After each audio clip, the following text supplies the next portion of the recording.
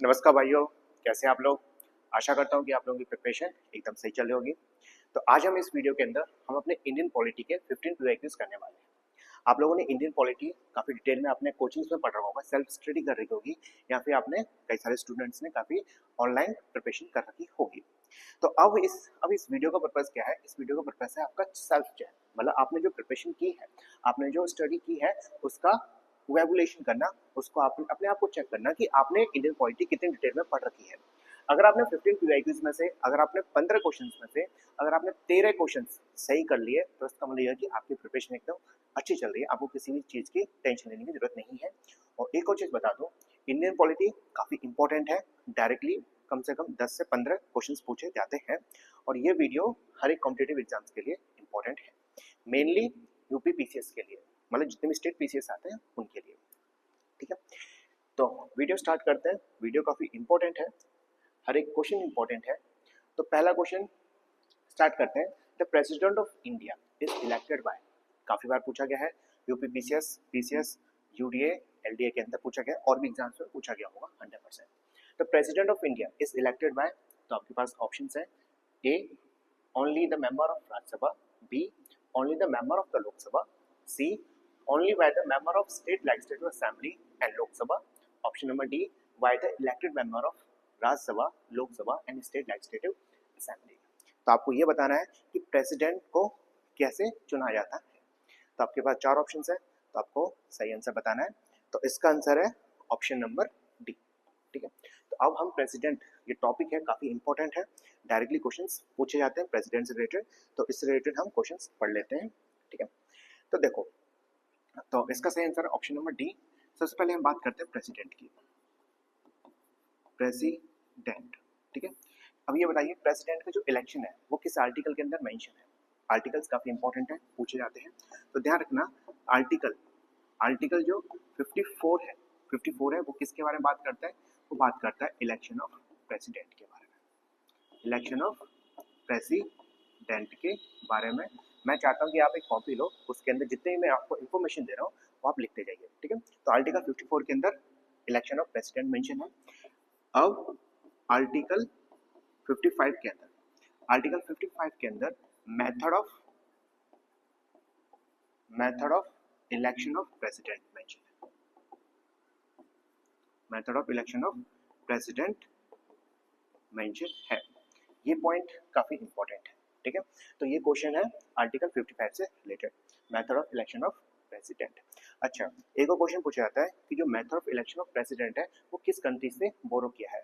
ठीक है, तो इसका सही आंसर है आयरलैंड या आयरिश कॉन्स्टिट्यूशन। ठीक है, तो आपको ये ध्यान रखना है कि आयरिश कॉन्स्टिट्यूशन से method of election of president को बोरो कर रखा है, आयरिश कॉन्स्टिट्यूशन। तीसरा सवाल बनता है कि जो प्रेसिडेंट के जो इलेक्शंस है वो डायरेक्ट है या इनडायरेक्ट है। डायरेक्ट और इनडायरेक्ट का मतलब कि जैसे मैं और तुम हो, क्या हम प्रेसिडेंट को चुनते हैं, क्या हम डायरेक्टली पार्टिसिपेट करते हैं इलेक्शन ऑफ प्रेसिडेंट में। आप बोलोगे नहीं, ये डायरेक्ट इलेक्शन नहीं है, ये कैसा है, इनडायरेक्ट इलेक्शन है। कैसे इलेक्शन होगा इसका, प्रेसिडेंट का कैसे इलेक्शन किया जाएगा, इनडायरेक्ट इलेक्शन किए जाएंगे। इनडायरेक्ट इलेक्शंस का मतलब फिर से बता रहा हूँ कि जो नॉर्मल सिटीजन्स हैं जैसे मैं और तुम हुए, हम लोग पार्टिसिपेट नहीं करेंगे।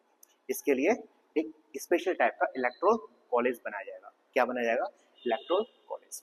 इतना समझ में आ गया ना। अब मैं इसको रेज कर रहा हूँ, इसको लिख लीजिएगा, जो भी मैं इंफॉर्मेशन बता रहा हूँ ना वो काफ़ी इंपॉर्टेंट है। ठीक है, इसके लिए एक स्पेशल इलेक्टोरल कॉलेज बनाया जाएगा, इलेक्टोरल कॉलेज बनाया जाएगा। ठीक है, अब इसके अंदर कौन कौन से आएंगे बताओ, कौन से मेंबर्स प्रेजेंट होंगे। तो इसमें ध्यान रखना, इलेक्टेड मेंबर्स, किसके, इलेक्टेड मेंबर्स ही पार्टिसिपेट करेंगे। इलेक्टेड मेंबर्स किस किस के, ये इंपॉर्टेंट है। ठीक है, तो ध्यान रखना, राज्यसभा, राज्यसभा,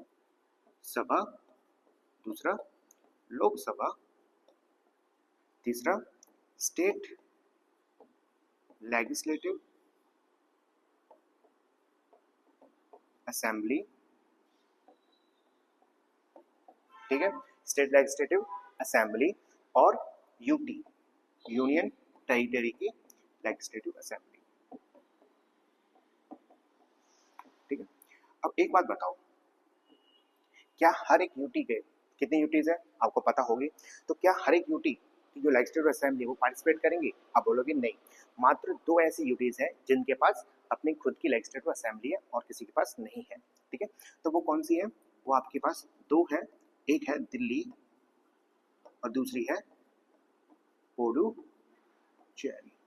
ठीक है, तो ध्यान रखना यूटी किसकी, union territory of legislative assembly किसकी, दिल्ली, और पौंडुचेरी की डायरेक्ट इलेक्शन, डायरेक्ट मतलब प्रेसिडेंट की डायरेक्ट इलेक्शंस में क्या करती है, पार्टिसिपेट करती है। अच्छा, अगर मैं ये बोलूँ कि कौन से कॉन्स्टिट्यूशन अमेंडमेंट एक्ट के द्वारा, किस कॉन्स्टिट्यूशन अमेंडमेंट एक्ट के द्वारा इस चीज को ऐड किया गया था, तो आप बोलोगे 70 कॉन्स्टिट्यूशन अमेंडमेंट एक्ट। ठीक है, तो मतलब जो लेजिस्लेटिव असेंबली है, जो लेजिस्लेटिव असेंबली है दिल्ली और पौंडुचेरी की, वो प्रेसिडेंट के इलेक्शन में पार्टिसिपेट करेगी। वो किस कॉन्स्टिट्यूशन अमेंडमेंट एक्ट के द्वारा ऐड किया गया था, तो आप बोलोगे 70 कॉन्स्टिट्यूशन अमेंडमेंट एक्ट के द्वारा। एक बात का ध्यान रखना, राज्यसभा या लोकसभा या स्टेट लेजिस्लेटिव असेंबली में, ठीक है, एक इलेक्टेड मेंबर्स होते हैं और एक नॉमिनेटेड मेंबर्स होते हैं। तो इसमें ध्यान रखना, इसमें आपके ओनली इलेक्टेड मेंबर्स पार्टिसिपेट करते हैं, नॉमिनेटेड मेंबर्स पार्टिसिपेट नहीं करते। ठीक है, जैसे लोकसभा या राज्यसभा या लेजिस्लेटिव असेंबली में कितने प्रकार के मेंबर्स होते हैं? 2 प्रकार के मेंबर्स होते हैं, एक होता है इलेक्टेड, दूसरा होता है नॉमिनेटेड। तो नॉमिनेटेड जो होते हैं, जो नॉमिनेटेड मेंबर्स होते हैं, वो पार्टिसिपेट नहीं करते किसमें, प्रेसिडेंट के इलेक्शंस में। ठीक है, ओनली इलेक्टेड मेंबर्स ही पार्टिसिपेट करते हैं। ये सारा समझ में आ गया ना? तो इसका सही आंसर क्या है? Option number D, by the elected members. ध्यान रखना, by the elected members of the Rajya Sabha, Lok Sabha and state legislative assembly, और उसमें यूटीज की लेजिस्लेटिव असेंबली भी पार्टिसिपेट करती है, जो दिल्ली और पौंडुचेरी की है, और इसको 70 कॉन्स्टिट्यूशन अमेंडमेंट एक्ट के द्वारा इस चीज को ऐड किया गया है।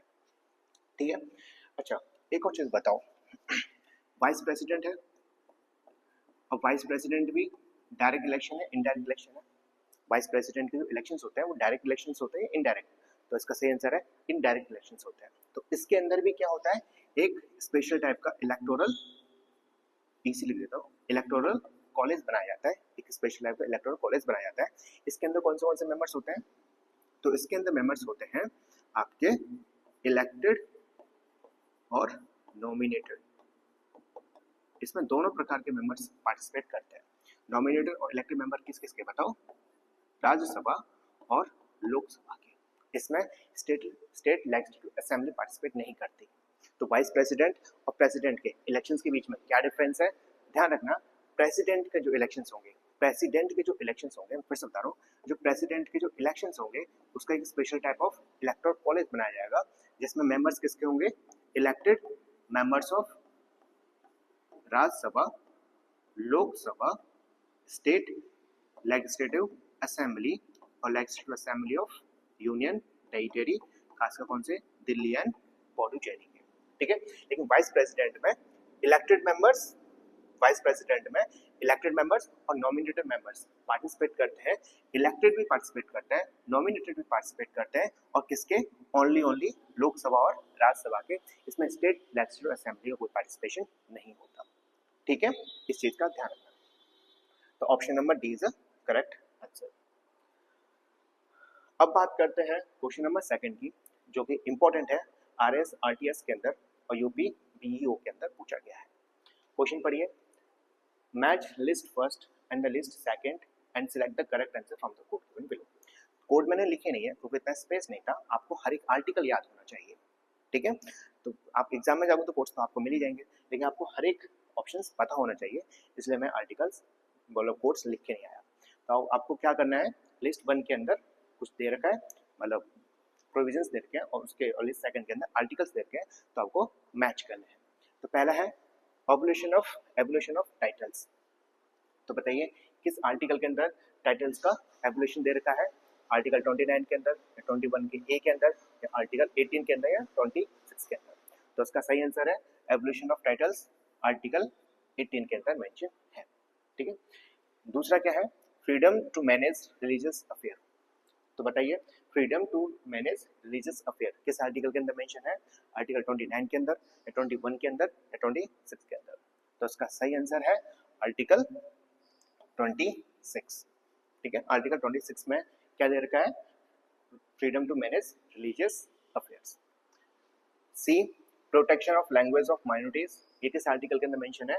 ये आर्टिकल मेंशन है 29 में, और राइट टू एजुकेशन आर्टिकल 21 के ए में। ठीक है, यहाँ पर सबसे इंपॉर्टेंट है आर्टिकल 21 का ए। ठीक है, राइट टू एजुकेशन। देखिए क्यों इंपॉर्टेंट है, क्योंकि जब भी आपके सब क्लॉज आ जाए, जैसे sub clause A B to C ऐसे आ जाए, तो ये समझ लीजिए किसी कॉन्स्टिट्यूशन अमेंडमेंट एक्ट के द्वारा इसको ऐड किया गया है। ठीक है, तो अब मुझे बताओ कि आर्टिकल 21 ए किस कॉन्स्टिट्यूशन अमेंडमेंट एक्ट के द्वारा इसको ऐड किया गया है? तो इसका सही आंसर है 86 अमेंडमेंट एक्ट। तो ध्यान रखना आप, 86 कॉन्स्टिट्यूशन अमेंडमेंट एक्ट के द्वारा तीन चीजें ऐड की गई थी। क्या क्या होता है? 86 अमेंडमेंट एक्ट के द्वारा तीन चीजें हुई हैं। पहला, आर्टिकल 21 को ऐड किया है। ठीक है, आर्टिकल 21 को ऐड किया गया है। दूसरा, आपने पढ़ रखा होगा आर्टिकल 51 का ए। अच्छा, आर्टिकल 51 ए में क्या है? फंडामेंटल ड्यूटीज है। क्या है आपकी? Fundamental duties are mentioned in article 51 A. अच्छा, एक बार बता सकते हो फंडामेंटल ड्यूटीज कितनी है? टोटल फंडामेंटल ड्यूटीज कितनी है? तो आप बोलोगे 11। तो जो 11th नंबर की जो फंडामेंटल ड्यूटीज है वो किस कॉन्स्टिट्यूशन अमेंडमेंट एक्ट के द्वारा ऐड किया गया है? वो है 86 कॉन्स्टिट्यूशन अमेंडमेंट एक्ट के द्वारा। तो ये काफी इंपॉर्टेंट है, क्वेश्चन ये पूछा जाता है। फंडामेंटल ड्यूटीज काफी इंपॉर्टेंट है, जब कोई क्वेश्चन आएगा फंडामेंटल ड्यूटीज से तो आपको मैं पूरी डिटेल में कराऊंगा। तो आपको क्या क्या चीजें याद होनी चाहिए ये आपको बताना है। तो फंडामेंटल ड्यूटीज आप कमेंट करके बताओगे, फंडामेंटल ड्यूटीज किस कमेटी के द्वारा, किस कमेटी ने रिकमेंडेशन दिया था कि इसको ऐड किया जाए? पहला, कितनी फंडामेंटल ड्यूटीज है? दूसरा, जो 11th फंडामेंटल ड्यूटीज है, जो 11th फंडामेंटल ड्यूटीज है वो किस कॉन्स्टिट्यूशन अमेंडमेंट एक्ट के द्वारा ऐड किया गया है? आपको ये सारी चीजें पता होनी चाहिए। ठीक है, फंडामेंटल ड्यूटीज का वोलेशन हुआ तो क्या होगा और क्या नहीं होगा, ये सारी चीजें आपको पता होनी चाहिए। मतलब फंडामेंटल ड्यूटीज और फंडामेंटल राइट्स में क्या डिफरेंस है ये पता होना चाहिए। दूसरा क्या किया है भाई? तीन चीज हुई है। 86 अमेंडमेंट एक्ट के द्वारा आर्टिकल 21 के ए को ऐड किया गया था और 11th ड्यूटी को ऐड किया गया था। और तीसरी चीज क्या हुई है? आपने डीपीएस भी पढ़ रखा है, तो आर्टिकल 45 की लैंग्वेज को चेंज किया था। तो आर्टिकल 45 कहाँ पर मेंशन है? ये है आपकी डीपीएसपी। ये क्या है? आपकी डीपीएसपी में है आर्टिकल 45। तो आर्टिकल 45 की जो लैंग्वेज थी उसको चेंज किया गया था। तो आपको ध्यान रखना है 86 कॉन्स्टिट्यूशन अमेंडमेंट एक्ट के द्वारा तीन चीज हुई है। पहला, 21 ए को ऐड किया गया था। दूसरा, आर्टिकल 51 ए मतलब फंडामेंटल ड्यूटीज, तो 11th नंबर की फंडामेंटल ड्यूटीज को ऐड किया गया था। और तीसरा क्या था? डीपीएसपी में आर्टिकल 45 की जो लैंग्वेज थी उसको चेंज किया गया था। ठीक है, तो आपको ये सारी चीजें याद होनी चाहिए। अब हम करते हैं क्वेश्चन नंबर 3, जो कि यूपीपीसीएस मेंस 2009 में आ चुका है, तो काफी इंपॉर्टेंट है। पढ़िए, by which one of the following constitution amendment Delhi become national capital region. तो आपको बताना है किस कॉन्स्टिट्यूशन अमेंडमेंट एक्ट के द्वारा दिल्ली को एनसीआर का स्टेटस दे दिया गया था। एनसीआर पता है ना, नेशनल कैपिटल रीजन का स्टेटस दे दिया गया था। ये किस आर्टिकल के अंदर, कौन से कॉन्स्टिट्यूशन अमेंडमेंट एक्ट के द्वारा किया गया है? तो इसका सही आंसर है, पहला ऑप्शंस पढ़ लो, 61st amendment act, 69th amendment act, 71st amendment act, यहाँ पे 92nd अमेंडमेंट एक्ट। तो इसका एकदम सही आंसर है option number B, 69th amendment act. ठीक है, तो ध्यान रखना 69 अमेंडमेंट एक्ट के द्वारा दिल्ली को एनसीआर का स्टेटस दे दिया गया था। अब मुझे बताओ 61st amendment act, 61st amendment act ये काफी इंपॉर्टेंट है,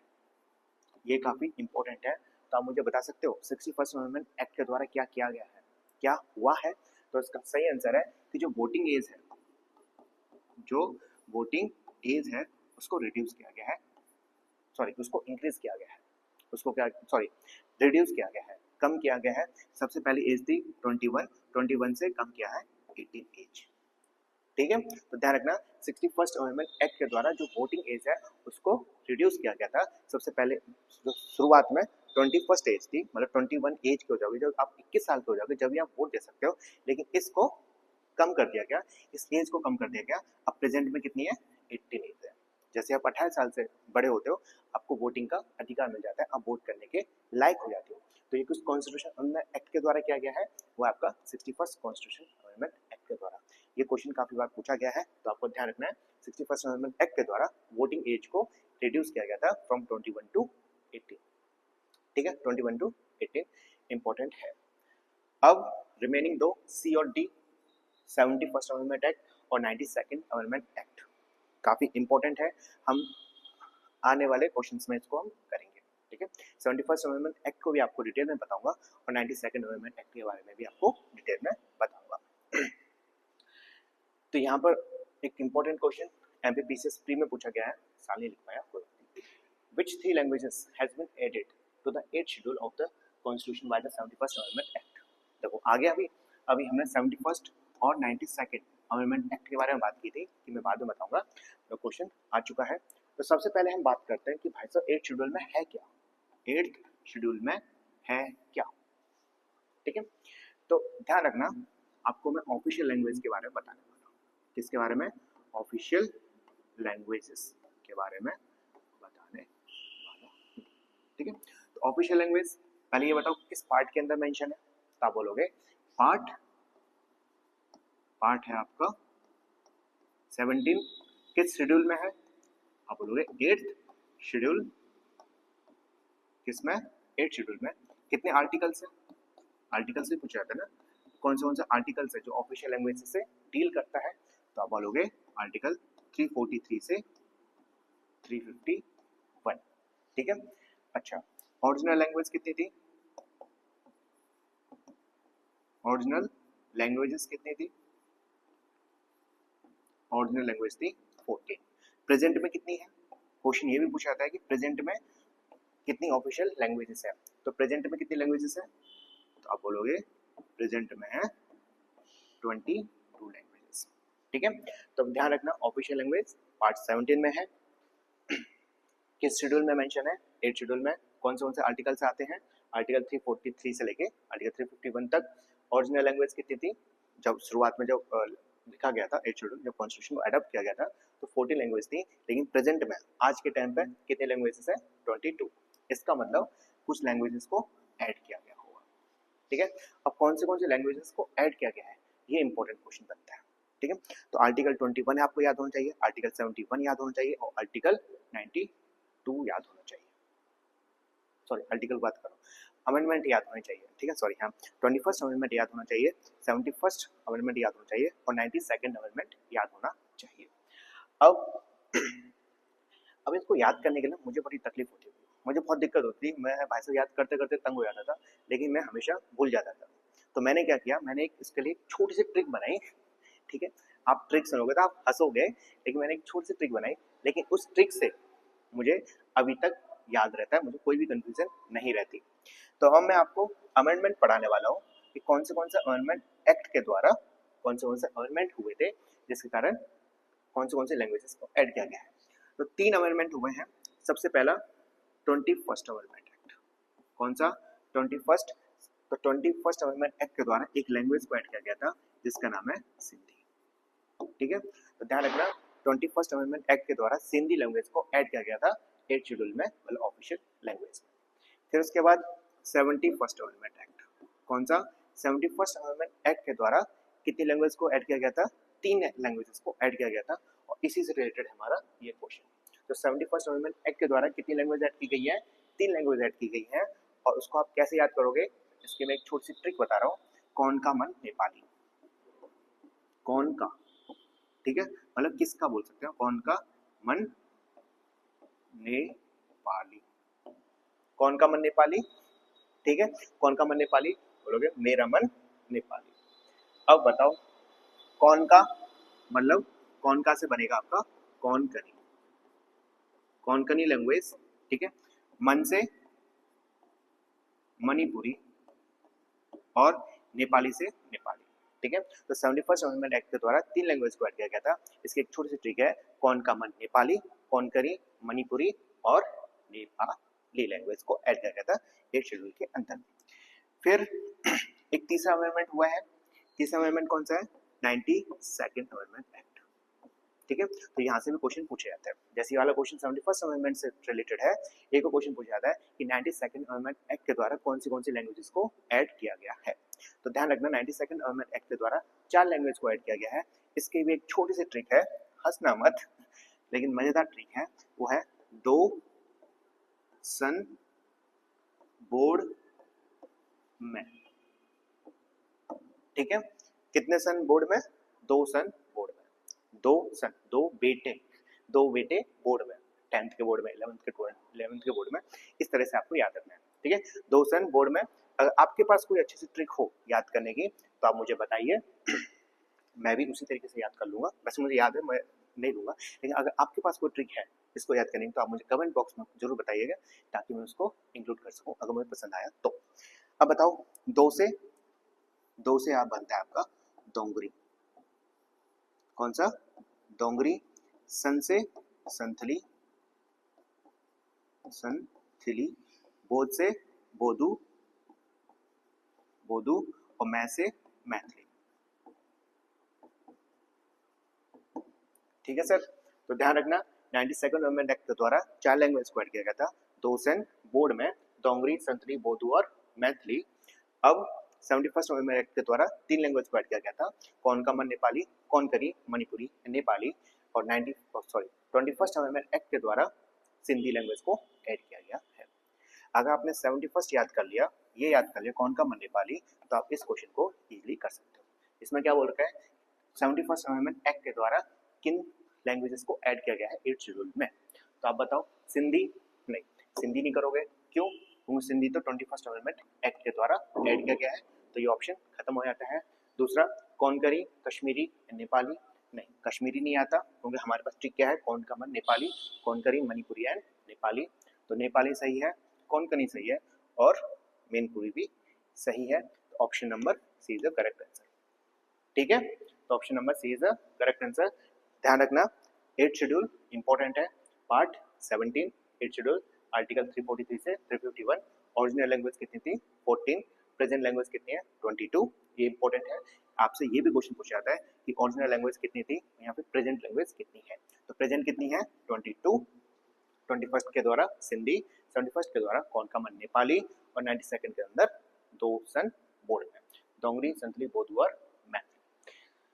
तो आशा करता हूँ आपको समझ में आ गया होगा, और हम करते हैं नेक्स्ट क्वेश्चन। तो क्वेश्चन नंबर 5th इंपॉर्टेंट है, IAS प्री में पूछा जा चुका 2016 में। Consider the following statement, the minimum age prescribe for any person to be the member of panchayat is 25. Second, a panchayat reconstituted after premature dissolution continue only for the remainder periods. Which of the following statements are correct? तो आपको बताना है कौन सा statement सही है। Only 1, 2 या both 1 and 2, neither 1 or 2। तो इसका सही आंसर है option number B, only second is the correct answer. क्यों भाई साहब, फर्स्ट स्टेटमेंट क्यों गलत है? तो इसका सही आंसर होना चाहिए the minimum age prescribe for any person to be the member of the panchayat is 25 age नहीं होता, बल्कि कितने होता है? 21 ईयर का होता है। ठीक है, तो ध्यान रखना, आपको या मुझे पंचायत में खड़ा होना है तो आपके पास मिनिमम एज कितनी होनी चाहिए? 21 साल का होना चाहिए। तो इसका मतलब है कि आप भी पंचायत के इलेक्शंस लड़ सकते हो, मैं भी पंचायत के इलेक्शन लड़ सकता हूँ। तो ध्यान रखना 21 लैंग्वेजेस। अब आपको एक चीज बतानी है, ये मुझे कमेंट बॉक्स में करके बताओगे, कमेंट करके बताओगे, ठीक है? मुझे इसका आंसर चाहिए। अब मुझे बताना प्रेसिडेंट की एज कितनी चाहिए, वाइस प्रेसिडेंट की एज कितनी चाहिए? तो क्वेश्चन पूछे गए यहाँ से, प्रेसिडेंट की एज कितनी चाहिए, वाइस प्रेसिडेंट की एज कितनी होनी चाहिए, और तीसरा क्या था? प्रेसिडेंट, वाइस प्रेसिडेंट और प्राइम मिनिस्टर की एज कितनी होनी चाहिए। ठीक है, तो आपको ये तीनों याद होना चाहिए, मेनली प्रेसिडेंट और वाइस प्रेसिडेंट की। मैंने काफी सारे एग्जाम्स दे रखे हैं, तो मुझे काफी सारा एक्सपीरियंस है, तो मैं उस एक्सपीरियंस के अकॉर्डिंग कह रहा हूँ कि प्रेसिडेंट और वाइस प्रेसिडेंट के बारे में 100% पता होना चाहिए आपको, और ये आप मुझे कमेंट करके बताओगे। ठीक है सर, तो यहाँ रखना पंचायत के लिए 21। अब बात करते हैं सेकंड स्टेटमेंट। इसका मतलब आपको बताता हूँ, एक टाइम पीरियड खींचते हैं, ये मान के चलो हम 2025 है और 2030। भाई बधाई हो, आप एक दिन के लिए पंचायत, मतलब सॉरी, मैं इलेक्शन जीत जाता हूँ, मान के चलो मैं पंचायत के इलेक्शन जीत जाता हूँ, मेरा 2025 में पंचायत के इलेक्शन में जीत गया। अब किसी भी कारणवश मेरी 2027 में डेड हो जाता हूँ। हाँ, डेड हो जाता हूँ, मर जाता हूँ मैं, या फिर मैंने इसको किसी भी कारणवश मैंने इसको रिजाइन कर दिया। अब बताओ, अब जो रिमेनिंग 3 साल है, अब जो रिमेनिंग 3 साल है उसका क्या होगा? तो उसका क्या होगा, अब यहीं पर 2027 में री इलेक्शन होगा। क्या होगा? फिर से इलेक्शन होगा। और कितने साल के लिए? वैसे नॉर्मल टर्म कितना है, 5 साल होता है, लेकिन अब कितने साल बचे हैं? 3 साल बचे हैं। अब जो भी नया इलेक्शन होगा, जो भी नया पंचायत में जो खड़ा होगा, ग्राम सरपंच होगा, वो ओनली 3 साल के लिए बनेगा, ना कि अगले 5 साल के लिए। ठीक है, ये क्वेश्चन पूछ रखा है। अब panchayat reconstituted after premature dissolution continue only for the remainder periods. ठीक है, जैसे मान के चलो 2025 में मैं जीता, 2027 में मैंने रिजाइनेशन दे दिया या मर गया मैं किसी भी कारणवश। अब कितने साल बचे हैं? अब साल बचे हैं 3 साल। अब जो भी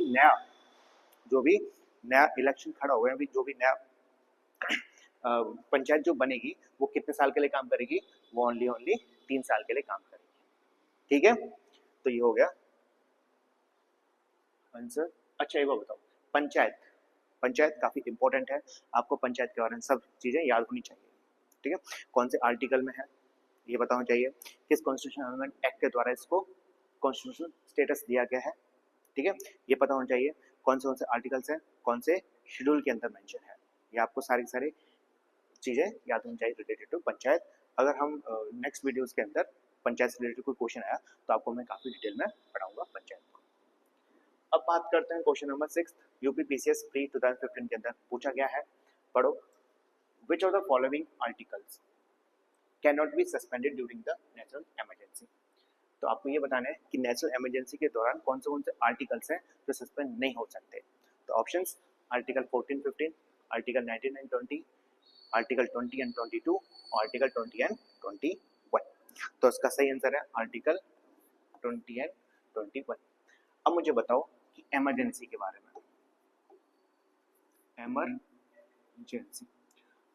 इमरजेंसी पहले ये बताओ, इमरजेंसी किस पार्ट के अंदर मेंशन है? तो आप बोलोगे पार्ट, बताइए, पार्ट 18 के अंदर, पार्ट 18 के अंदर इमरजेंसी मेंशन है। आर्टिकल कौन से? आर्टिकल्स इंपॉर्टेंट है, तो आर्टिकल है 352 से 360। ठीक है, आर्टिकल कितने प्रकार की इमरजेंसी होती है? 3 प्रकार की होती है। एक होती है आर्टिकल 352 के अंदर मेंशन है नेशनल इमरजेंसी। आर्टिकल 356 के अंदर कौन सी है? इसको हम स्टेट इमरजेंसी भी कहते हैं, या फिर कॉन्स्टिट्यूशन इमरजेंसी भी कहते हैं, या इसको प्रेसिडेंशियल रूल भी कहते हैं। फिर आर्टिकल 60 के अंदर फाइनेंशियल इमरजेंसी दे रखा है। ठीक है, तो आपको ये सारी चीजें याद होनी चाहिए। आर्टिकल 352 के अंदर नेशनल इमरजेंसी, आर्टिकल 356 के अंदर प्रेसिडेंशियल रूल और आर्टिकल 360 के अंदर फाइनेंशियल इमरजेंसी। अच्छा, अब मुझे एक बात बताओ, किस अमेंडमेंट किस आर्टिकल के अंदर ये कह रखा है कि इमरजेंसी होगी, जो नेशनल इमरजेंसी होगी, तो आर्टिकल 20 और 21 सस्पेंड नहीं होंगे। समझ में आया क्वेश्चन? फिर से आपको बता रहा हूँ, किस आर्टिकल के अंदर ये मेंशन है कि नेशनल इमरजेंसी के दौरान कि आर्टिकल 20 और 21 सस्पेंड नहीं होंगे। तो वो आपको आर्टिकल बताना है। ये इंपॉर्टेंट क्वेश्चन है, एक बार पूछा जा चुका है, तो वो आंसर है आपका आर्टिकल 359। आर्टिकल 359 के अंदर आर्टिकल लिख देता हूँ। आर्टिकल 359 के अंदर ये साफ साफ मेंशन है कि जब नेशनल इमरजेंसी होगी तो आर्टिकल 20 और 21 सस्पेंड नहीं होगा। वो है आर्टिकल 359। ठीक है, तो काफी इंपॉर्टेंट है। अच्छा, आर्टिकल 20 और 21 में क्या दे रखा है? आर्टिकल 20 में क्या दे रखा है बताइए? Protection in respect of conviction for offence, ये दे रखा है। और 21 में protection of life and liberty. ठीक है, तो आर्टिकल 20 और 21 भी याद होना चाहिए। अब बात करते हैं क्वेश्चन नंबर 7, इंपॉर्टेंट है, यूपीपीसीएस मेंस और यूपीपीसीएस मेंस, मतलब 2004 और 2017 में पूछा गया है, पढ़ते भाई। Which of the following statement is not true? ध्यान रखना, नॉट ट्रू के बारे में बात कर रहा है, not true about the power of supreme court of India.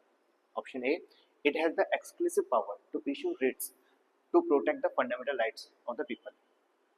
Option number B, it has the original and exclusive jurisdictions in intergovernmental disputes. C, it has the advisory jurisdictions on a questions of law or fact which may be referred to it by the President of India. Option D, it has a power to review its own decision and मतलब decision, judgement और order, मतलब ये है। तो इसका सही answer है option number A. क्यों भाई साहब? रिट्स देने की जो पावर है, कौन कौन रिट दे सकता है? तो सुप्रीम कोर्ट भी दे सकता है और साथ साथ हाई कोर्ट भी दे सकता है। तो ये कौन से आर्टिकल के मेंशन है?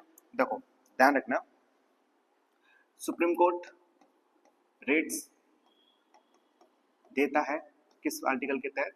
आर्टिकल 32 पे। और हाई कोर्ट भी रिट्स दे सकते हैं किस आर्टिकल में मेंशन है? ये मेंशन है आर्टिकल 226। तो ये इंपॉर्टेंट है, ठीक है। आपसे जो क्वेश्चन पूछा जा रहा है, आपसे सुप्रीम कोर्ट से क्वेश्चन नहीं पूछा जा रहा, बल्कि आपसे हाई कोर्ट से क्वेश्चन पूछा जा रहा है। ये इंपॉर्टेंट चीज होती है, ठीक है। बोलते हैं ना कि हाथी के दांत दिखाने के अलग होते हैं और खाने के अलग होते हैं। तो यही क्वेश्चन है, आपसे पूछा जा रहा है सुप्रीम कोर्ट के बारे में, लेकिन मेनली ये क्वेश्चन किसका है? मेनली ये हाई कोर्ट का है। अगर आपको ये पता होता कि हाई कोर्ट भी रेट्स इशू कर सकता है अंडर आर्टिकल 226, तो आप इस क्वेश्चन को इजिली सॉल्व कर लेते, ठीक है। तो ध्यान रखना, हाई कोर्ट के पास अधिकार है रेट्स को इशू करने का अंडर आर्टिकल 226। अब बताओ रेट्स कितने प्रकार के होते हैं? ये होते हैं 5 प्रकार के। आपने बहुत अच्छे से पढ़ रखा होगा। अभी हमारा क्वेश्चन नहीं आया रेट से रिलेटेड, अगर कोई क्वेश्चन आता है, हम कोई नेक्स्ट वीडियो करेंगे या फिर जो भी हम वीडियोस करेंगे, अगर उसके अंदर रेट से रिलेटेड कोई क्वेश्चन आया तो आपको 5 के 5 रेट्स काफी डिटेल में पढ़ाऊंगा, अभी समय नहीं है, ठीक है। तो ध्यान रखना, हाई कोर्ट रेट इशू करता है 226। अच्छा, एक और क्वेश्चन बता दो, सुप्रीम कोर्ट के पास या हाई कोर्ट के पास ज्यादा पावर किसकी है? रेट्स को। तो रेट्स की ज्यादा हाई पावर है हाई कोर्ट के पास, ठीक है। सुप्रीम कोर्ट के पास नहीं है। तो सुप्रीम कोर्ट रेट्स इशू कर सकता है only for the protection of the fundamental rights of the people, लेकिन हाई कोर्ट रेट्स को इशू कर सकता है not only for the protection of the fundamental rights of the peoples, but for the another purpose, ठीक है। For the another purpose के लिए भी हाई कोर्ट रेट्स इशू कर सकता है। अब करते हैं question number 8, UP PSC GIC में पूछा गया है, ठीक है, 2010 के अंदर। पढ़िए, match list first and the list second using the coding rule. Codes मैंने लिखे नहीं है, तो लिस्ट 1 के अंदर कॉन्स्टिट्यूशन प्रोविजंस है और लिस्ट सेकंड के अंदर सोर्सेस है, तो आपको ये बताना है, ठीक है। तो पहले बताओ rules of law. Rules of law किस कॉन्स्टिट्यूशन से हमने, मतलब किस कंट्री के कॉन्स्टिट्यूशन से हमने बोरो कर रखा है?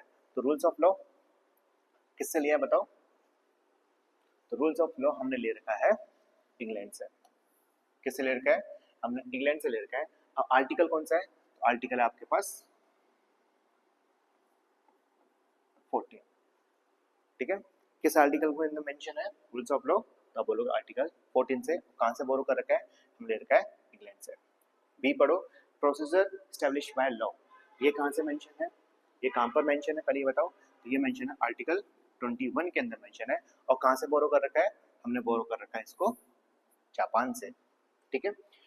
C, reserving of bill by the governor for the president consideration, ये किस आर्टिकल के अंदर मेंशन है? तो आप बोलोगे आर्टिकल 200 में। आर्टिकल 200 के अंदर ये मेंशन है। और कहां से हमने इसको बोरो कर रखा है? तो आप बोलोगे बोले रखा हमने कनाडा से, ठीक है। कंकरेंट लिस्ट, कंकरेंट लिस्ट किस में आर्टिकल में मेंशन है? आर्टिकल 241 के अंदर मेंशन है। 241 के अंदर मेंशन है। और कहां से बोरो कर रखा है? ये बोरो करके हमने ऑस्ट्रेलिया से, ठीक है। ये सारी सारी चीजें आपको पता होनी चाहिए, ओके। अब बात करते हैं क्वेश्चन नंबर 9 की, जो कि बीपीएससी के अंदर पूछा गया है प्री 2016 के अंदर। क्वेश्चन इंपॉर्टेंट है। Choose the fundamental rights available to the Indian citizens not to the aliens. तो आपको बताता हूँ, ऐसे 5 आर्टिकल्स है, 5 आर्टिकल्स है जो only for the Indian citizens के लिए अवेलेबल है, एलियंस के लिए अवेलेबल नहीं है। एलियंस मतलब फॉरेनर्स के लिए अवेलेबल नहीं है। तो मैं लिख देता हूँ, articles available only for Indians, ठीक है। इंपॉर्टेंट है तो ध्यान रखना। 15, 16, 19, 29 और 30, इन आर्टिकल्स के अंदर जो राइट्स है वो ओनली किसके लिए अवेलेबल है? ओनली इंडियंस के लिए अवेलेबल है, ना कि एलियंस के लिए अवेलेबल। तो ध्यान रखना, 15, 16, 19, 29, 30 ये ऐसे राइट्स हैं जो ओनली इंडियंस के लिए अवेलेबल है, ना कि विदेशियों के लिए, तो अब बताओ, freedom of speech and expression, आप बोलोगे नहीं, ये तो आर्टिकल 14 के अंदर है, तो ये ऑप्शन खत्म हो जाता है। इक्वलिटी बिफोर द लॉ, अब बोलो यस, ये किस में है, ये आर्टिकल 15 के अंदर मेंशन है, तो ये बिल्कुल सही है। आर्टिकल 15 ऐसा राइट्स है जो ओनली इंडियंस के लिए है, ऐसा अधिकार है जो ओनली फॉर इंडियंस के लिए है। और राइट ऑफ माइनॉरिटीज, ये किस में है मेंशन, ये मेंशन है आपका 29 और 30 के अंदर, तो ये ऑप्शन भी सही हो जाता है। फोर्थ तो क्या है, protection of life and liberty, ये है आपका आर्टिकल 21 में, आर्टिकल 21 है नहीं, तो ये भी गलत रहता है। इसका मतलब सेकंड और थर्ड, इसका मतलब सेकंड और third option number is the correct answer. ठीक है, तो आपको याद रखना है कि कौन से अधिकार हैं, कौन से आर्टिकल्स हैं जो ओनली इंडियंस के लिए अवेलेबल है, जो हमारे और तुम्हारे लिए अवेलेबल है, लेकिन किसी बाहरी मतलब विदेशी के लिए अवेलेबल नहीं है। तो ध्यान रखना 15, 16, 19, 29 एंड 30। ठीक है सर, तो आपको ये सारी चीजें याद होनी चाहिए। अब बात करते हैं क्वेश्चन नंबर 10 की, यूपी बीसीएस मेंस 2017 में पूछा गया है। पढ़िए, which among the following articles of the Indian Constitution empowered the governor to issue ordinance? तो आपको जो दो चीजें याद रखनी है, एक गवर्नर के बारे में पूछा गया है और दूसरा ऑर्डिनेंस के बारे में पूछा गया है। तो ऑप्शंस बताइए, article 208 208, B article 212, C article 213, article 214। तो आपको ये बताना है कि गवर्नर के पास अधिकार है ऑर्डिनेंस को इशू करने का, वो किस आर्टिकल के अंदर मेंशन है। तो इसका सही आंसर है ऑप्शन नंबर सी 213। अगर मैं यहाँ पर क्वेश्चन को थोड़ा चेंज कर दूं, गवर्नर को हटा दूं, किसको हटा दूं, गवर्नर को हटा दूं, और इसकी जगह मैं क्या लिख दूं, प्रेसिडेंट। क्या लिख दूं यहाँ पर मैं सर,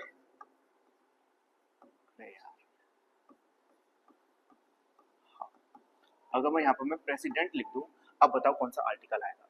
क्वेश्चन फिर से पढ़ना, which among the following article of the Indian Constitution empowered the president to issue ordinance? अब कौन सा आर्टिकल होगा, तो अब आर्टिकल होगा हमारा 1, 2, 3। तो ध्यान रखना, ऑर्डिनेंस इशू करने के पावर प्रेसिडेंट के पास भी है और गवर्नर के पास भी है। तो प्रेसिडेंट के किस आर्टिकल के अंदर मेंशन है, आर्टिकल 1, 2, 3, और गवर्नर के पास 2, 1, 3। ठीक है, ये प्रेसिडेंट का अधिकार है और ये गवर्नर का अधिकार है। अब करते हैं क्वेश्चन नंबर 11, इंपॉर्टेंट है, यूपीपीसीएस के अंदर पूछा जा चुका है। पढ़ो, which one of the following statement about the state finance commission is true? तो आपने स्टेट फाइनेंस कमीशन पढ़ रखा होगा, तो बताइए कि कौन सा स्टेटमेंट ट्रू है। पहला, it is an informal body, B it is an constitutional body, see it is an administrative body, D none of the above. तो आपको बताना है कि स्टेट फाइनेंस कमीशन कौन सी बॉडी है। क्या ये कॉन्स्टिट्यूशन बॉडी है, तो आप बोलो yes, it is a constitutional body. क्यों, क्योंकि स्टेट फाइनेंस कमीशन किस आर्टिकल के अंदर मेंशन है, तो आर्टिकल है 243 के आई के अंदर। ठीक है, तो ध्यान रखना, स्टेट फाइनेंस कमीशन आर्टिकल 243 आई के अंदर मेंशन है।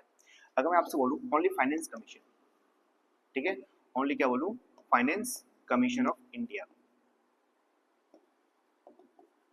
फाइनेंस कमीशन ऑफ इंडिया किस आर्टिकल के अंदर मेंशन है, तो आप बोलोगे आर्टिकल 280 के अंदर। ठीक है, तो स्टेट फाइनेंस कमीशन आर्टिकल 243 की आई के अंदर और फाइनेंस कमीशन आर्टिकल 280 के अंदर मेंशन है। ठीक है, तो ये इंपॉर्टेंट है, finance commission article 280, state finance commission article 243 आई, ये इंपॉर्टेंट है, कई बार पूछा गया है। ठीक है, आर्टिकल 243 आई स्टेट फाइनेंस कमीशन। अब करते हैं क्वेश्चन नंबर 12, यूपीपीसीएस प्री 2021 के अंदर पूछा गया है।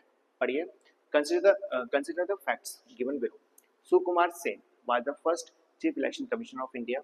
Second, Rama Devi was the first woman Chief Election Commissioner of India. Choose the correct answer from the board given below. Only one, only two, both 1 and 2, and none. अच्छा, यहाँ 1 and 2 are correct, incorrect, ये आपको बताना है। तो बताइए, सुकुमार सेन क्या वो first chief election commission of India है, आप बोलोगे यस, बिल्कुल है, स्टेटमेंट फर्स्ट एकदम सही है। क्या Rama Devi first women chief election commission of India है, तो बोलो यस, तो ये दोनों के दोनों स्टेटमेंट सही है, इसका नंबर ऑप्शन नंबर सी।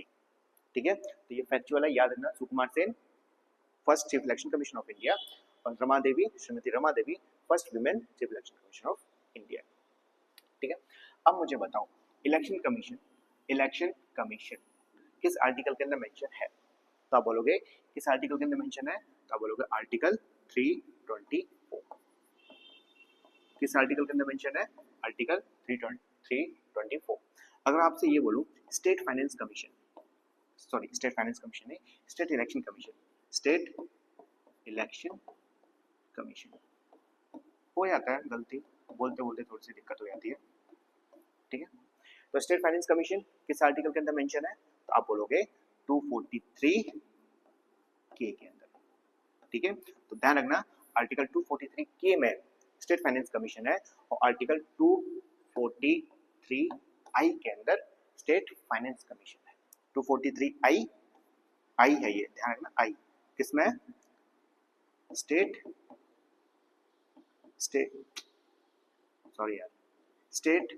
Finance commission. ठीक है, 243 आई स्टेट फाइनेंस कमीशन और स्टेट इलेक्शन कमीशन 243 के। देखो इतनी सारी गलती क्यों हो जाती है? क्योंकि आप भी प्रिपरेशन कर रहे हो और मैं भी प्रिपरेशन कर रहा हूँ। ठीक है, जैसे आप हो वैसी मैं। ठीक है, लेकिन क्या करें, घर की थोड़ी जिम्मेदारी है तो मुझे थोड़ा सा पढ़ाना पड़ रहा है, बस ये है कि ठीक है, जैसे आप हो आप भी प्रिपरेशन कर रहे हो, मैं भी प्रिपरेशन कर रहा हूँ। ठीक है, तो ध्यान रखना इलेक्शन कमीशन आर्टिकल 324 और स्टेट फाइनेंस कमीशन 243 के, स्टेट फाइनेंस कमीशन 243 आई। ठीक है सर, इसको करते हैं रेंज। अब करते हैं क्वेश्चन नंबर 13, इंपॉर्टेंट है। Under which article of the constitution there is a provisions for the establishment of the commission for scheduled tribes. देखिए ऐसा है कि मैं भी आईएएस की तैयारी कर रहा हूँ, अभी प्रिपरेशन कर रहा हूँ, आप भी आईएएस या सीजीएल फीजीएल की तैयारी कर रहे होंगे, तो आप में और मेरे में कोई डिफरेंस नहीं है। ठीक है, बस ये है कि कोचिंग मैंने स्टार्ट कर दी है, ऑनलाइन स्टार्ट किया है, तो मुझे ज़्यादा एक्सपीरियंस नहीं है, बोलते बोलते थोड़ा ऊपर नीचे हो जाता है, उसके लिए मैं माफ़ी मांगता हूँ, लेकिन आशा करता हूँ आप लोगों को समझ में आ रहा होगा।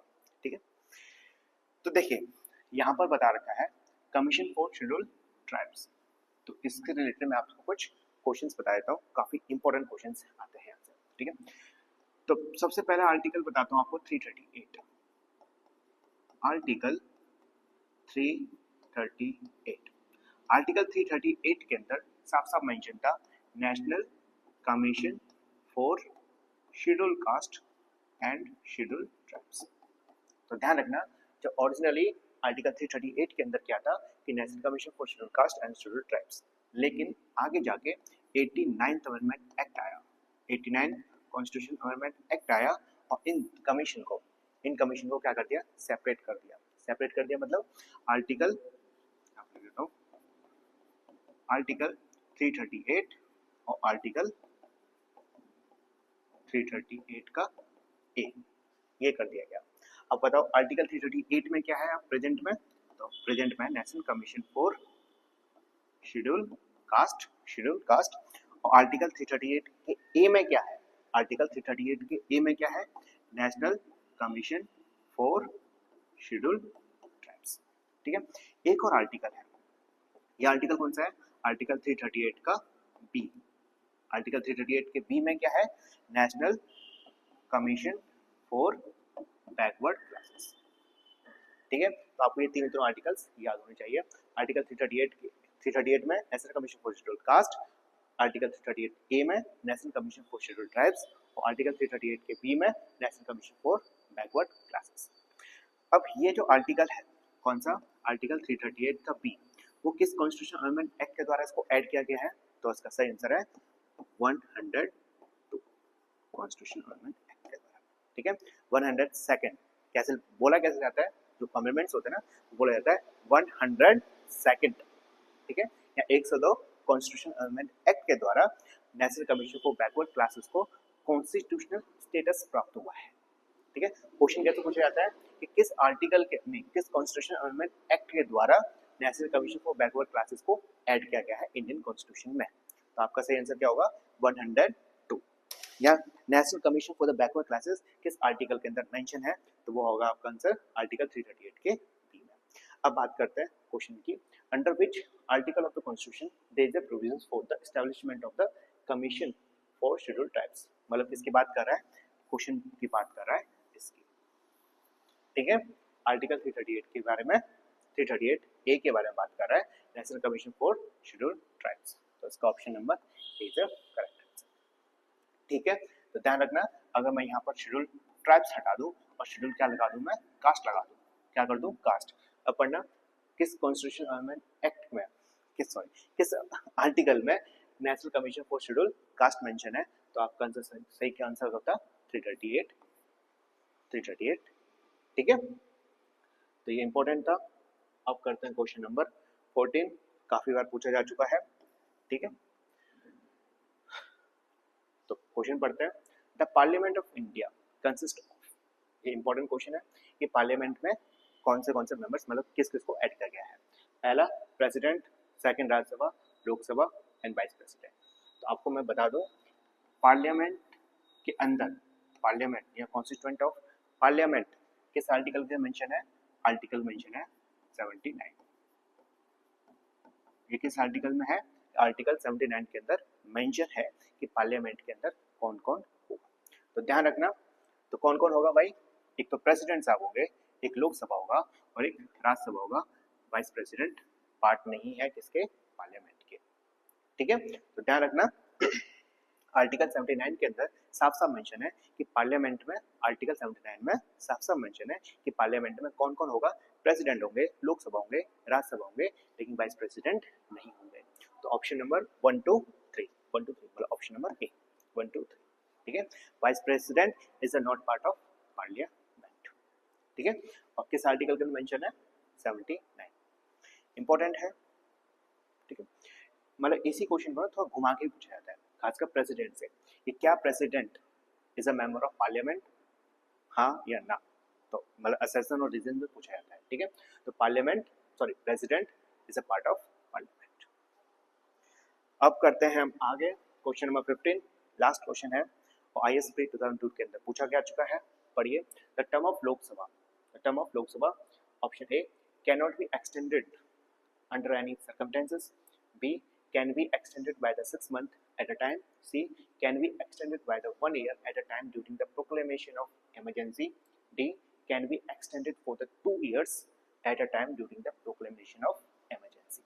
तो इसका ऑप्शन नंबर सी सही है, ठीक है। तो ध्यान रखना, जब नेशनल इमरजेंसी आएगी, ठीक है, जब नेशनल इमरजेंसी को लगाया जाएगा तो लोकसभा के जो टर्म है 1 साल के लिए बढ़ाया जा सकता है, ठीक है।